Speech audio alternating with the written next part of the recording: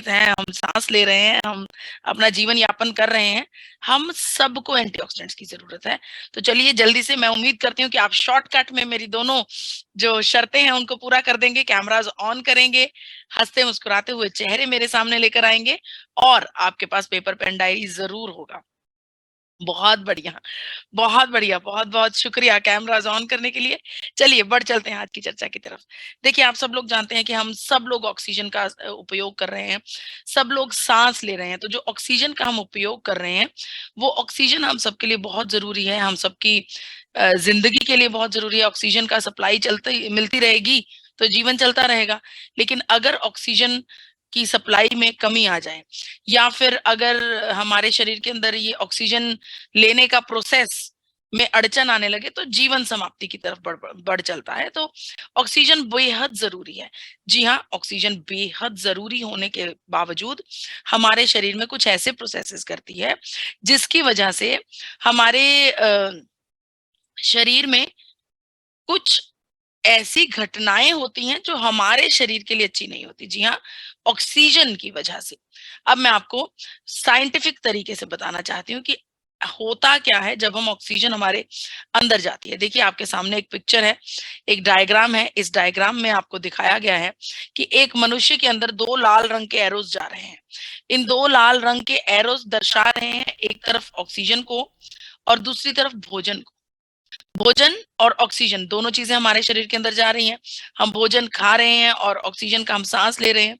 जो ये भोजन है ये हमारे शरीर के अंदर जाकर एब्जॉर्ब हो जाता है, ब्रेक डाउन हो जाता है और उसके बाद ये तब्दील हो जाता है ग्लूकोज में। इसे शुगर में तब्दील हो जाता है। इसे साइंटिफिक भाषा में ग्लूकोज कहा जाता है। तो जो कुछ भी आप खा रहे हैं, जिस चीज का भी आप सेवन कर रहे हैं, वो आपके शरीर के अंदर जाकर ब्रेक डाउन होकर कुछ प्रोसेसेस के बाद ग्लूकोज में तब्दील हो जाता है। अब जो ये ग्लूकोज है, इसके साथ जब ऑक्सीजन का मिलाप होता है, हम सांस ले रहे हैं, ऑक्सीजन हमारे शरीर के अंदर जा रही है और ग्लूकोज ऑलरेडी हमारे शरीर के अंदर उपस्थित है। ग्लूकोज और ऑक्सीजन मिलकर एक प्रोसेस करते हैं। इस प्रोसेस में एनर्जी, पानी और कार्बन डाइऑक्साइड तीनों चीजें पैदा होती हैं। कार्बन डाइऑक्साइड नीले रंग के एरो से आपको नजर आ रहा होगा कि हमारे चेहरे से बाहर निकल रहा है, क्योंकि हम ऑक्सीजन इनहेल करते हैं। ऑक्सीजन हमारे शरीर के अंदर हम लेते हैं और जो हवा बाहर निकलती है वो कार्बन डाइऑक्साइड होती है। तो ऑक्सीजन और ग्लूकोज से मिलकर हमारे शरीर में एनर्जी, पानी और कार्बन डाइऑक्साइड मिला। कार्बन डाइऑक्साइड हमने शरीर से बाहर निकाल दी तो शरीर में बचा एनर्जी और पानी। हमारा शरीर 70% पानी से बना है, ये हम सब लोग जानते हैं। तो पानी हमारे शरीर का एक हिस्सा होता है। साइंटिफिक तरीके से आपको एक बार फिर से इक्वेशन की तरफ दिखाना चाहती हूँ। ये हमारे शरीर के अंदर मौजूद ग्लूकोज है, यहाँ पर ये ऑक्सीजन है। जब ये दोनों मिलते हैं तो कार्बन डाइऑक्साइड, पानी और एनर्जी बनता है। तो जो कार्बन डाइऑक्साइड है ये शरीर से बाहर निकल जाता है, पानी और एनर्जी हमारे शरीर में बने रहते हैं। इस प्रोसेस को मेटाबॉलिक प्रोसेस कहा जाता है। मेटाबॉलिक प्रोसेस यानी कि हमारे शरीर में एनर्जी पैदा होने वाला जो प्रोसेस है। देखिए, मैं आपको बता दूं कि जो ये मेटाबॉलिक प्रोसेस है ये हमारे शरीर में होना बेहद जरूरी है, क्योंकि हमारे शरीर को एनर्जी की जरूरत है। अगर हम बात कर रहे हैं, चर्चा कर रहे हैं, आप मेरी बात को फोकस से सुन रहे हैं, मैं आपको फोकस से कुछ बताने की कोशिश कर रही हूँ, मैं अपने हाथों का इस्तेमाल कर रही हूँ, आप लिख रहे हैं, आपका एनर्जी उसमें लग रही है। यहाँ तक कि जब हम पलक झपकते हैं, पलक झपकने में भी हमारे शरीर की एनर्जी लगती है। तो हर एक छोटी से छोटी, अरे बाबा रे, जस्ट अ मोमेंट जी। तो हर एक छोटी से छोटे प्रोसेस के लिए हमारे शरीर में एनर्जी की जरूरत होती है। लेकिन ये एनर्जी जब बनती है, एनर्जी के साथ कुछ फ्री प्रोडक्ट्स हमारे शरीर में बनते हैं। इन फ्री प्रोडक्ट्स को फ्री रेडिकल कहा जाता है। हम बोलते हैं ना कि एक के साथ एक फ्री, तो उसी के साथ एनर्जी बनती है। तो एनर्जी के साथ हमारे शरीर में कुछ एक्स्ट्रा चीज भी बनती है जिसे फ्री रेडिकल्स कहा जाता है, जिसे ऑक्सीडेंट्स कहा जाता है। ये जो फ्री रेडिकल्स होते हैं ये हमारे शरीर में उपस्थित अच्छे सेल्स को डैमेज करते हैं। देखिए, जो फ्री रेडिकल्स होते हैं ये ऐसे एटम्स होते हैं जो हमारे शरीर, जिनके पास उनके अपने इलेक्ट्रॉन्स नहीं होते। थोड़ा सा साइंटिफिक है, सिंपल तरीके से समझाती हूँ। एक गली में कुछ बच्चे खेल रहे हैं, कुछ बच्चे अच्छे हैं और कुछ शरारती तत्व भी हैं बीच में। जब भोजन करने का समय होता है तो अच्छे बच्चे अपना जो लंच बॉक्स लेकर आए हैं उसे खोलकर भोजन करने की तैयारी करते हैं, और जो शरारती बच्चे होते हैं वो अपना भोजन नहीं लेकर आए, तो वो क्या करते हैं, वो अच्छे बच्चों का लंच बॉक्स जो होता है उनसे छीनने की कोशिश करते हैं। इस प्रोसेस में जो शरारती बच्चे हैं वो फ्री रेडिकल्स हैं, हमारे शरीर के अंदर मौजूद ऑक्सीडेंट्स हैं, जो हमारे शरीर के अच्छे सेल्स यानी कि अच्छे बच्चों के लंच बॉक्स यानी कि इलेक्ट्रॉन्स को छीनते हैं। सिंपल, ऐसे एटम्स जो जिनके पास उनके अपने इलेक्ट्रॉन्स नहीं होते, वो हमारे शरीर में मौजूद जो समृद्ध जो स्वस्थ सेल्स हैं उनसे इलेक्ट्रॉन्स को छीनते हैं। देखिए बिल्कुल उसी प्रकार से जिस प्रकार से हम भोजन बनाने के लिए चूल्हे के ऊपर अग्नि प्रज्वलित करते हैं, आग लगाने की कोशिश करते हैं, तो उसमें से चिंगारियां निकलती हैं। भोजन बनाने के लिए जरूरत किसकी होती है, अग्नि की, लेकिन साथ में ये चिंगारियां निकलती हैं, हमें इसकी जरूरत नहीं होती। तो ये क्या है, फ्री रेडिकल्स हैं, फ्री के तत्व हैं जिनकी हमें जरूरत नहीं होती। आई एम सॉरी, तो जिसकी हमें जरूरत नहीं होती। तो ये जो अग्नि है ये हमारे लिए एनर्जी है, और जो चिंगारियां हैं ये फ्री रेडिकल्स हैं। बिल्कुल उसी तरह जिस प्रकार एक आम वातावरण में पड़े हुए टमाटर को अगर हम ध्यान नहीं देते, उसकी टेक केयर नहीं करते, तो वो टमाटर ऑक्सीजन के संपर्क में आते ही धीरे धीरे धीरे धीरे गलने लगता है। बिल्कुल उसी प्रकार से जब हमारे शरीर में जो फ्री रेडिकल्स हैं हमारे अच्छे सेल्स को अटैक करते हैं, और उनका अगर ध्यान ना रखा जाए अच्छे सेल्स का, तो धीरे धीरे धीरे करके वो भी बिल्कुल इस प्रकार से डैमेज हो जाते हैं, बिल्कुल खत्म हो जाते हैं। देखिए हमारा शरीर बारीक बारीक मिलियंस और ट्रिलियंस ऑफ सेल्स से बना है। इस बात को हमें ये समझना होगा कि हमारे शरीर का बेहद छोटा अंग, अणु जिसे कहते हैं, वो सेल्स हैं। तो अगर ये सेल्स डैमेज होने लग जाएंगे तो हमारे शरीर में गंभीर परिणाम पैदा हो सकते हैं। देखिए यहाँ पर आप देख रहे हैं कि कितनी खूबसूरत ये मेम्ब्रेन सेल्स की बनी हुई है, लेकिन जहां जहां पर फ्री रेडिकल्स का अटैक, लाल रंग के जो गोले हैं ये फ्री रेडिकल्स हैं, अटैक हो रहा है, वहां पर ये मेम्ब्रेन डैमेज हो रही है। बिल्कुल उसी प्रकार से हमारे शरीर में जो सेल्स होते हैं उन्हें ये जो फ्री रेडिकल्स हैं ये डैमेज करते हैं। देखिए इसको क्यों पढ़ना जरूरी है, क्यों हमें जानना जरूरी है, क्योंकि जो ये फ्री रेडिकल डैमेज हमारे शरीर में होता है ये बेहद गंभीर हो सकता है। ये हमारे ब्रेन के ऊपर इफेक्ट कर सकता है, ये हमारे लंग्स के ऊपर इफेक्ट कर सकता है, हमारे शरीर में विभिन्न ऑर्गन्स को डैमेज कर सकता है, हृदय या फिर हमारी नर्व्स, हमारे जॉइंट्स, अर्थराइटिस जैसी समस्याएं, स्किन के ऊपर रैशेस या बर्न जैसी समस्याएं, ये हमारे शरीर में इन फ्री रेडिकल्स की वजह से होने लगती हैं। जी हाँ बिल्कुल, त्वचा के ऊपर सीधे तौर पर नजर आता है कि आपके शरीर का ऑक्सीडेटिव स्ट्रेस कैसा है, आपके शरीर में एंटीऑक्सीडेंट्स कैसे हैं। देखिए ये जो ऑक्सीडेटिव स्ट्रेस है ये हमारे शरीर के ऊपर अलग अलग इफेक्ट दिखाता है।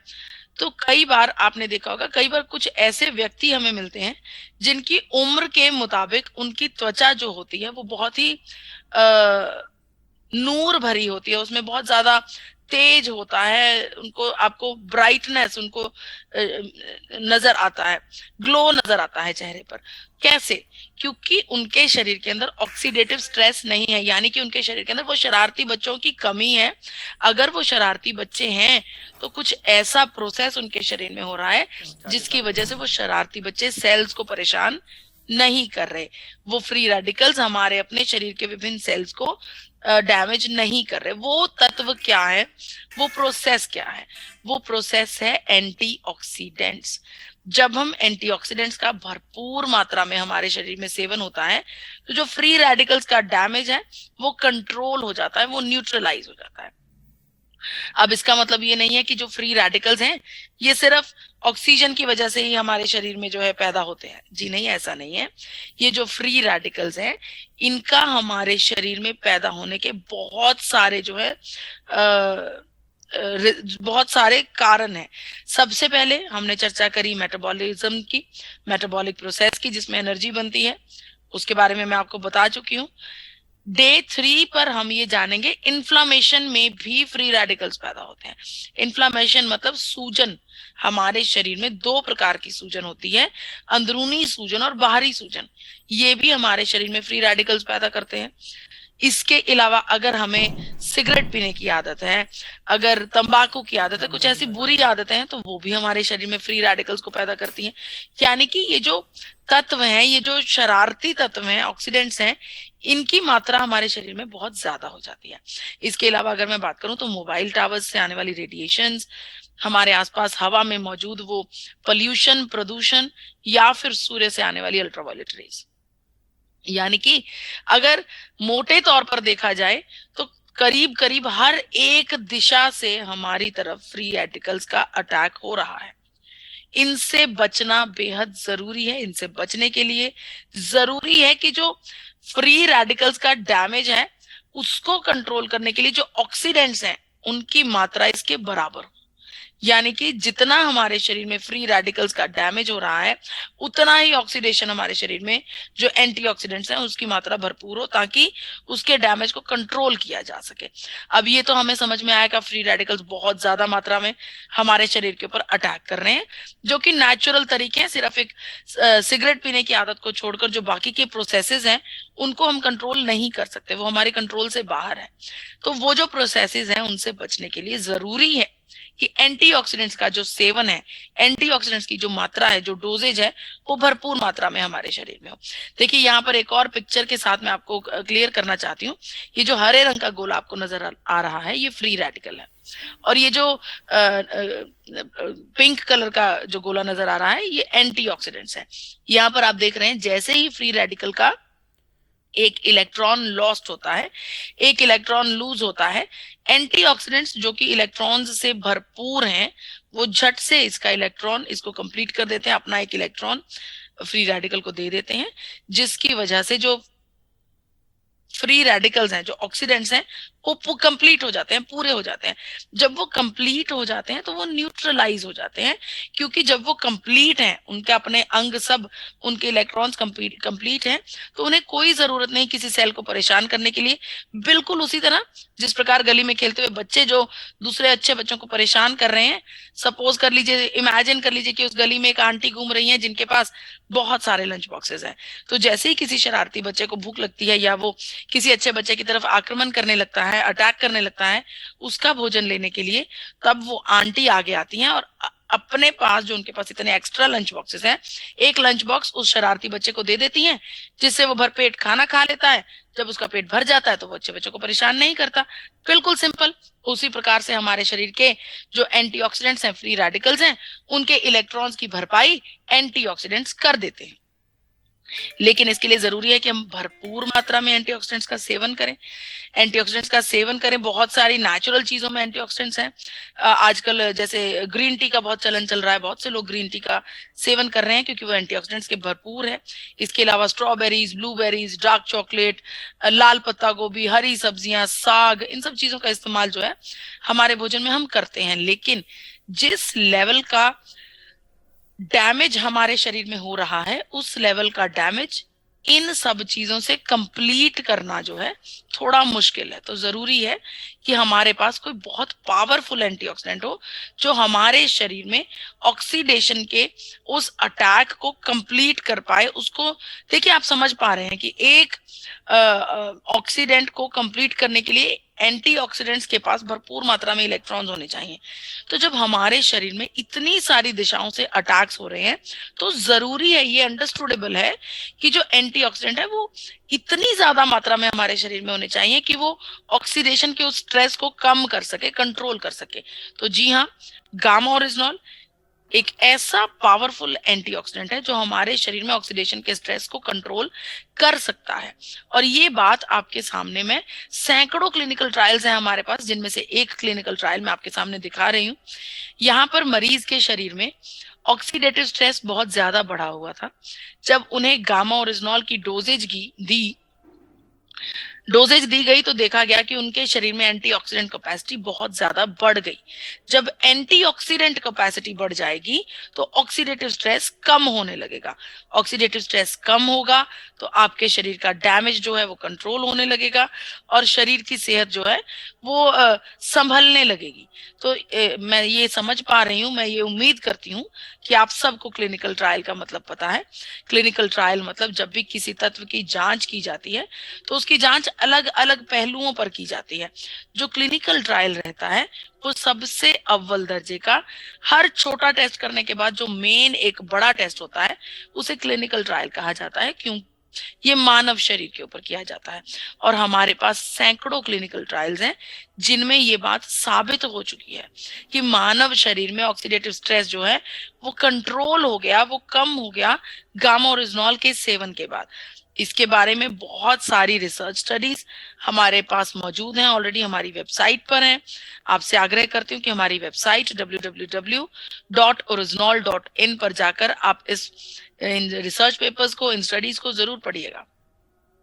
देखिए, जब एंटीऑक्सीडेंट्स की चर्चा की जाती है और भारत में देखते हैं तो बहुत से लोग विटामिन ई का सेवन करते हैं एंटीऑक्सीडेंट के को कंप्लीट करने के लिए। एंटीऑक्सीडेंट के रूप में हम बिल्कुल ये बात मानते हैं कि विटामिन ई में भरपूर मात्रा में एंटीऑक्सीडेंट्स होते हैं, लेकिन यहाँ पर हम चर्चा करते हैं फैक्ट्स की, रिसर्चेस की, जो लार्ज स्केल पर महीनों लंबी रिसर्च करने के बाद, हर एक तत्व को इवैल्यूएट करने के बाद जो घोषणा की जाती है, हम उन घोषणाओं की बात करते हैं, हम उन रिसर्च पेपर्स की बात करते हैं। और ये जो विट्रो स्टडी आपके सामने मैं दिखा रही हूँ, इस विट्रो स्टडी में क्लियर तौर पर लिखा है, बिल्कुल साफ तौर पर लिखा है कि जो विटामिन ई है, विटामिन ई से 4 गुना ज्यादा बेहतर एंटीऑक्सीडेंट, 4 गुना ज्यादा पावरफुल एंटीऑक्सीडेंट गामा ओरिजिनॉल है। फर्क सिर्फ इतना है कि भारतीय लोगों को अभी गामा ओरिजिनॉल के बारे में भरपूर जानकारी नहीं है, अवेयरनेस नहीं है, इसीलिए हम सब लोग विटामिन ई का सेवन करते हैं। तो अगर हर एक भारतीय, हर एक हिंदुस्तानी अपने शरीर में ऑक्सीडेटिव स्ट्रेस को कंट्रोल करने के लिए एंटीऑक्सीडेंट के रूप में विटामिन ई का सेवन करता है, तो मेरा सवाल यहाँ पर यह है कि हर एक भारतीय 4 गुना ज्यादा फायदा देने वाला गामा ओरिजिनॉल का सेवन क्यों नहीं करता? देखिए, गामा ओरिजिनॉल एक बेहद नेचुरल और बेहद पावरफुल एंटीऑक्सीडेंट है। यहाँ पर ये पिक्चर आप सबको याद करवाने के लिए एक खास सोच के साथ बनाई गई है। देखिए, यहाँ पर ये हमारे शरीर के अंदर मौजूद हरे रंग में एंटीऑक्सीडेंट्स हैं, एंटीऑक्सीडेंट हैं, और ये जो नीले रंग में बन रखे हैं ये बच्चे हैं, शरारती बच्चे, जिनको एंटीऑक्सीडेंट हमारे शरीर में से किक आउट कर रही है। तो इस पिक्चर से आपको ये याद रहेगा, इसको आप स्क्रीनशॉट ले सकते हैं, इस पिक्चर को अपने मन में बिठा सकते हैं कि एंटीऑक्सीडेंट यानी कि एंटीऑक्सीडेंट हमारे शरीर के फ्री रेडिकल्स को किक आउट करती है। अगर मैं बात करूं रिसर्चेस की, तो साउथ कोरिया में हाल ही में एक रिसर्च हुई जिसमें ये बात घोषित कर दी गई है कि गामा ओरिजिनॉल दुनिया भर में सबसे बेहतरीन एंटीऑक्सीडेंट है। साउथ कोरिया की फूड इंडस्ट्री में गामा ओरिजिनॉल का उपयोग प्रोसेस्ड फूड्स की पैकेजिंग में किया जाता है, जहां पर उन्हें पता है कि जो खाना वो पैक कर रहे हैं वो न जाने कितने महीनों बाद खुलेगा, तो उसकी पैकेजिंग में उस खाने को ऑक्सीडेशन से बचाने के लिए गामा ओरिजिनॉल का इस्तेमाल किया जा रहा है। यही कारण है कि गामा ओरिजिनॉल हमारे पास डिबिया में आता है, बॉक्स पैक में आता है, इसीलिए गामा ओरिजिनॉल को जो है स्ट्रिप पैक करने की जरूरत नहीं होती। क्योंकि देखिए, आपने बहुत सारी दवाइयां देखी होंगी जो स्ट्रिप पैक में होती हैं, जिनका एक कैप्सूल हम निकालते हैं, बाकी के बाकी जो 8-9 कैप्सूल्स होते हैं वो इंटैक्ट बंद पैक बने रहते हैं। उनको पैक्ड इसलिए ऐसे किया जाता है क्योंकि अगर उनको हम खुली हवा में ऐसे छोड़ देंगे तो उनमें ऑक्सीडेशन होने लगेगी, वो खराब होने लगेंगे। लेकिन जो गामा ओरिजिनॉल है, जब इसको हम खुला छोड़ते हैं या इस प्रकार से डिबिया रूप में होता है, तो इसके अंदर ऑक्सीजन जा रही है, लेकिन जो ऑक्सीजन जाती है वो इसको खराब नहीं कर पाती क्योंकि ये बहुत पावरफुल एंटीऑक्सीडेंट है, इसीलिए इसे स्ट्रिप पैक करने की जरूरत नहीं होती। भारत सरकार ने गामा ओरिजिनॉल को न्यूट्रास्यूटिकल का दर्जा दिया है। भारत सरकार ने गामा ओरिजिनॉल की शक्ति को पहचानते हुए इस बात को दर्ज किया है कि गामा ओरिजिनॉल बहुत ही बढ़िया एंटीऑक्सीडेंट है और हमारे शरीर में कोलेस्ट्रॉल लेवल को कंट्रोल करता है। दिन भर में 2 कैप्सूल्स आपको राइट डोजेज ऑफ 300 mg देते हैं। इसके अलावा मैं आप सबसे आग्रह करती हूँ कि गामा ओरिजिनॉल को अपने भोजन में शामिल कीजिए। डॉक्टर अनिल अरोड़ा जो कि गैस्ट्रो के बहुत ही बड़े डॉक्टर हैं, चेयरमैन है सर गंगाराम अस्पताल में, उन्होंने ये बात मानी कि गामा ओरिजिनॉल एक बेहतरीन एंटीऑक्सीडेंट है। यहाँ पर ये रिसर्च अलग अलग स्टेटमेंट्स हैं डॉक्टर्स की जो कि बड़े बड़े अस्पतालों से, एम्स हॉस्पिटल से हैं, मेदांता हॉस्पिटल से, जिन्होंने गामा ओरिजिनॉल को एंटीऑक्सीडेंट का दर्जा दिया है। डॉक्टर नमिता नादर ने, जो कि नोएडा से फोर्टिस हॉस्पिटल से आती हैं, उन्होंने डाइटिशियन ईशा वशिष्ठ जी के साथ आपके अपने यूट्यूब चैनल पर इस बात की घोषणा की कि गामा ओरिजिनॉल को एंटीऑक्सीडेंट का दर्जा ना दिया जाए। गामा ओरिजिनॉल एक सुपर एंटीऑक्सीडेंट है। जी हाँ, इसके अलावा अब ये बात आप समझ चुके होंगे कि क्योंकि हम सांस ले रहे हैं, हम भोजन कर रहे हैं, हमारा ऑक्सीजन और हमारा भोजन ग्लूकोज मिलकर हमारे शरीर में फ्री रेडिकल्स पैदा करता है और ये नेचुरल प्रोसेस है, इसको हम कंट्रोल नहीं कर सकते। तो उन फ्री रेडिकल्स को कंट्रोल करने के लिए, उन फ्री रेडिकल्स के डैमेज को कंट्रोल करने के लिए हर एक भारतीय को गामा ओरिजिनॉल की जरूरत है। अगर आपको ये जानकारी अच्छी लग रही है तो आपसे आग्रह है कि इस किताब को अपनी टूल किट में जरूर शामिल कीजिए, क्योंकि ये किताब डाइटिशियन ईशा वशिष्ठ जी ने खास तौर पर आरसीएम परिवार के लिए तैयार की है। और यहीं पर मेरा डे 2 समाप्त होता है। मैं आप सबसे आग्रह करती हूँ कि इसी प्रकार, इसी जोश के साथ, इसी जुनून के साथ डे 3 पर भी हम मिलेंगे और डे 3 पर मैं आपको बताऊंगी कि किस